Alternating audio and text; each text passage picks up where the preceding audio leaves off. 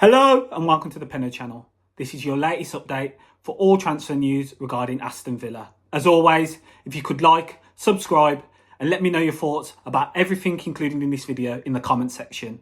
And also if you'd like to become a member, check out the link in the description below. It's all active at Villa. I think Villa have been one of the most active clubs so far in the window. Obviously they've confirmed the signing of Darnell Marlon. He's in the squad now, ready for the weekend. He's been training this week. And also, Emi Buendia has left and now become an Ipswich player. So it's all going on. There's lots of rumours going around. And let's talk about some big news. Let's talk about a player that Villa have been trying to get rid of for a while. And that's Diego Carlos. Now, Diego Carlos, it did look like he was going to leave in the summer.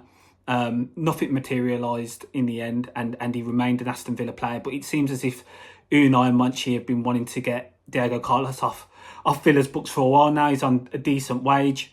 He's 31 years old, and we've seen it in his game. His game's starting to decline in certain points.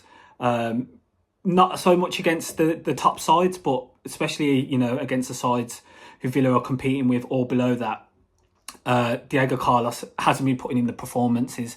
There's been mistakes creeping into his game since he's played for Villa, and they're becoming more apparent now. More often than not, they happen on the ball.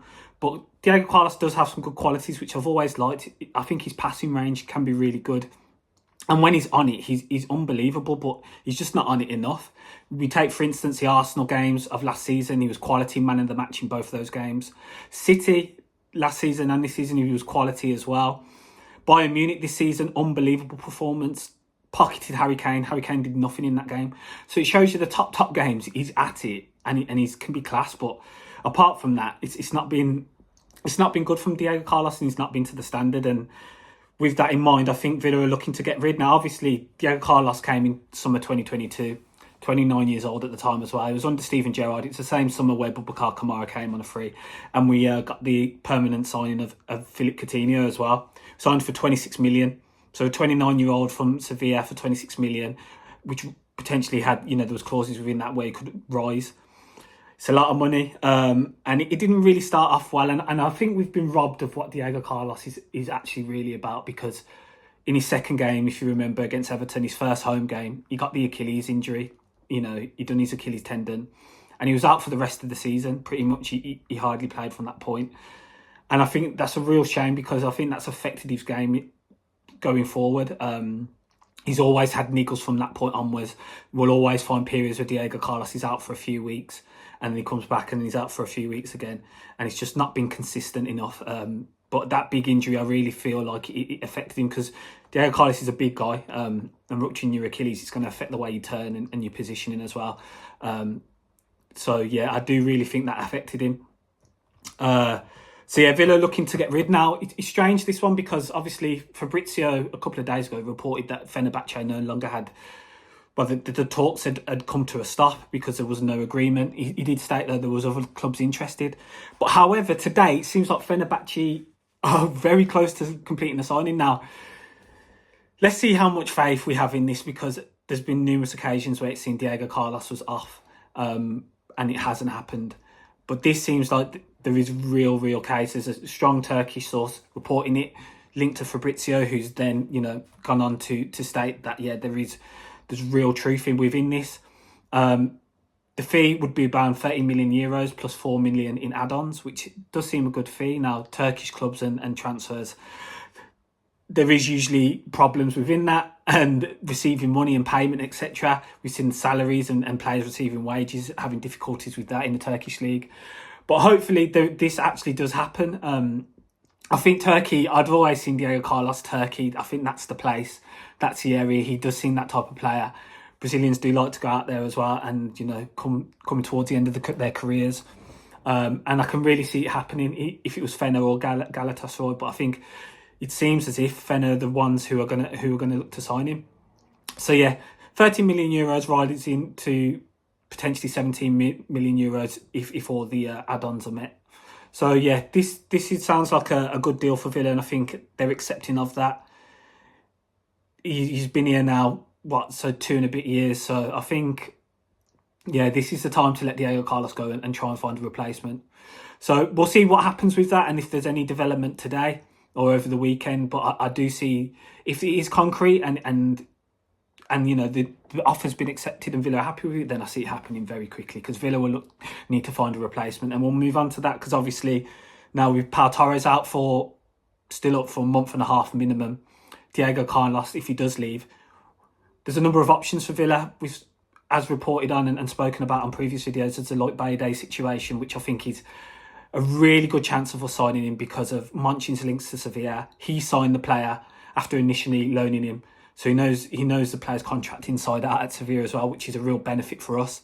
So we can know what we can work with there. So I do think we'll try and pursue that. But if that doesn't happen, I think Villa will look at a loan. There's been talks of Skriniar previously. That seems to have quieted down. But there was one player that was brought up, and that's Axel Disasi. Now, strange career Disasi's had currently, because at Monaco he was a very, very good player, a top centre-back. He made his French debut playing for Monaco. You know, he's got 5 caps for France. And they really started at that point in 2022. Now, Chelsea signed him in summer 23. And as I said, at this point, he was a France international. They signed him for £38.5 million. So big deal. In terms of French centre-backs, for a French centre-back to have 5 caps and be around 24, when you look at the fair centre-backs France have, you know, Saliba, Konate, Upamecano, Wesley Fofana, and many others within that as well. It's tough. It's a tough ask to get in there. You know, Chelsea have got 3. They've got Badiashile as well. So for him to have represented the nation, that shows, you know, there is quality there. But it's dropped off. He hasn't done that. I don't think he's done that at Chelsea since. He hasn't had a call-up, and there's reasons for that. Last season he played 31 league games. He nearly scored the winner against us in the league. We got disallowed, rightfully so, I think, again, involving Diego Carlos from the league with Badiashile. But this season he's only made 5 appearances. Chelsea, I think he's surplus to requirements. Enzo Maresca doesn't fancy him. Josh Achimponga's come in now. He's above him in the pecking order. He now starts for Chelsea, so they're going to look to get rid of him. And if they can't get a sale, they'll look to loan him out. Last season under Poch, you know, he represented them quite a lot. You'd find himself playing right back a lot because Reece James couldn't stay fit, and Mal Gusto was out a number of times as well. So instead of that, they'd play Disasi at that, and he had good games for Chelsea last season. He's not a right back though. He's a centre back by trade, and I don't know. There's mistakes in his game. He had one recently as well. Yeah, he's not really can be trusted, and he might be a similar profile in terms of that to Diego Carlos. So I don't know if that's one. Considering Chelsea are our competitors, and they're favouring a youngster to come in and step in, and who's been starting games with you know, Wesley Fofana being out now. That kind of says something, and you know, we're competing with Chelsea for top 4. That there's no doubt about that. We are competing with them. We're only a couple of points off them right now. So do we want to get someone who can't even make it into their side and sign him for us? I'm not too sure about that. If it was, I think the loan would be a good thing in terms of it just be cover. If it was a last resort and we couldn't confirm the signing of Bade and there was another options, I think he'd just be brought in as cover. But I don't know about that one. It just hasn't worked for him at Chelsea, has it? And as I've stated, considering we're competing with them, is that a good transfer for us? I'm not so sure. But yeah, that's one I definitely want you to let me know your thoughts of in the comment section, because if we can't get Lloyd Bade, we can't get that over the line. And I think either if it doesn't happen this window, I think it'll be in the summer. If that's the case, I think he's our top target, and we'll just loan a centre-back just to cover for the remainder of the season. But yeah, what's your thoughts on Axel Disasi links, and would you like him at the club? Now moving on to Emi Buendia, another player, 28 years of age now. He's been with us since, you know, we all remember the speech from Perslow, replacing Jack Grealish with 3 players, those being Emi Buendia, Danny Ings and Leon Bailey. So he's been with us since Dean Smith was here. Obviously Dean Smith didn't last long into that season, and Emi Buendia has played most of his football under Steven Gerrard. I thought he was one of the positives under Gerrard in that 10 position. He had some really good games for us, scored some big goals for us as well in that period of time. The thing with Emi Buendia, you know, he has all the ability. You know, he's going to work hard, but sometimes his decision-making, his final ball just lets him down, because he can be so good. And we saw it at Norwich. He was so good in the Championship. He was an unbelievable player. And I was excited when we signed Emi Buendia. I really was. I thought, if you can translate that to the Premier League, he'd be unplayable. Because when he was with Norwich, his open play chance creation was unbelievable. He was like top 5 in the league, and I was playing for Norwich.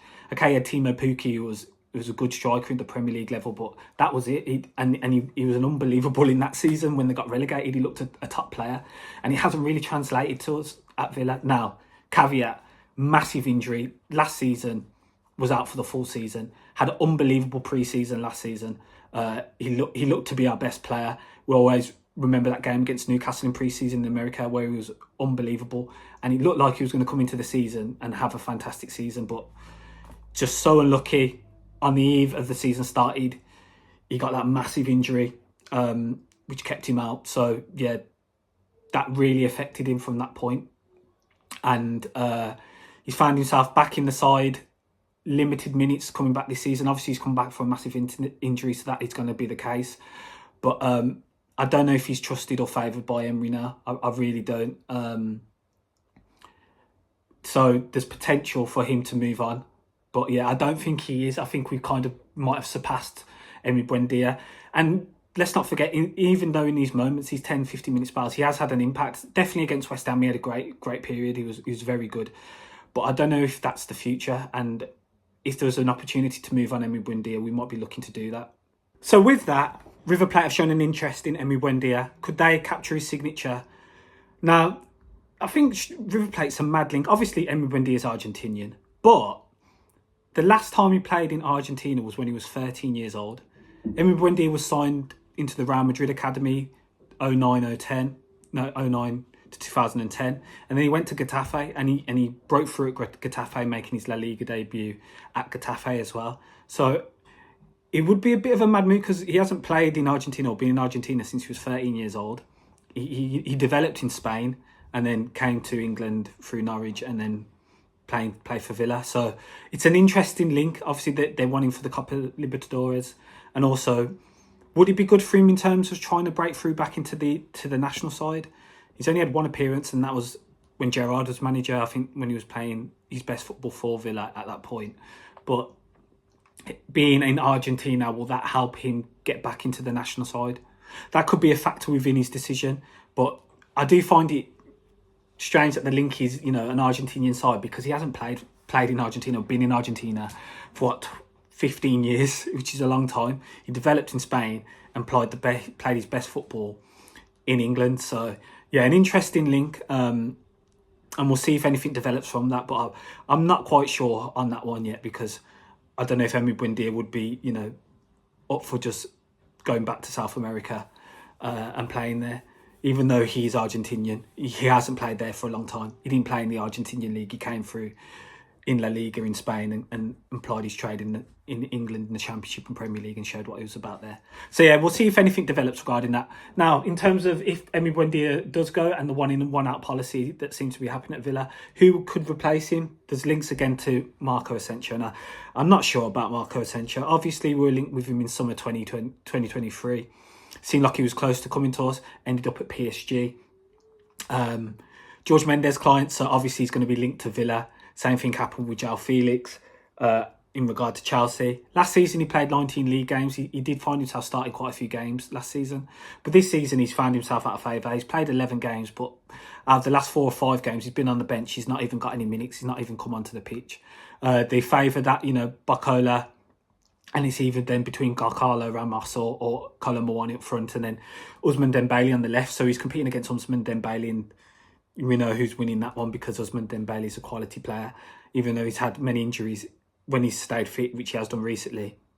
Asensio's not getting into the side. You've got to also factor in Kangin Lee as well around that. So yeah, he seems to be out of favour, and I think PSG would look to recruit whatever they can for him. Now, they paid 25 million euros to Real Madrid for Marco Asensio. As I stated, he's 28 years old now, so he's the same age as Emi Buendia, which may be surprising, but he is. I don't know about it. I don't know about that signing. 28 coming to the Premier League. It screams some mercenary vibes for Villa. He's on 290k a week at PSG. How do Villa cover that if he doesn't drop his wages? I just don't see it happening. I really don't see it happening. I just see him staying at PSG unless it's a loan deal. I can't see no permanent deal happening at all. If it's a loan, potentially, If Emi Buendia was to go to River Plate or to another club, then potentially a loan, but permanent, I just can't. The maths, I just can't see it happening. Wages are too high. Would we go out and spend reportedly 20 million euros on signing him at a 28-year-old who only just left for 25 million euros from Real Madrid? He hasn't really played for PSG and he's not been great there.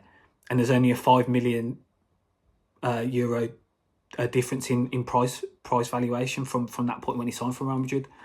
So I don't know. I can't see it, man. I can't see it. For where we're trying to go and what we're trying to do and achieve and push. I like the Darnell Marlins signing more because he's 2 years younger. And, you know, he was playing for Dortmund. He was playing regular minutes for Dortmund.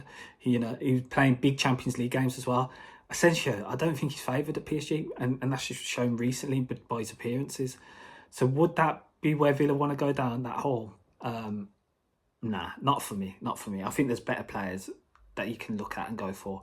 But let me know your thoughts on that one. Marco Asensio coming in potentially as an Emi Buendia replacement. Yeah, not for me. Not for me. And that's it. That rounds up everything regarding Villa transfers. As always, if you could like, subscribe if you're new, and also comment your thoughts on what we discussed in this video. We'll keep up with the transfer news throughout the month, so watch out for that. Put your notification bell on as well if you want to see the latest videos from the Penno channel. We'll have a Arsenal preview potentially, but definitely an Arsenal max reaction as well. Big game this weekend. Hopefully Darnell Marlins debut. Thanks for all for joining, and see you on the next video.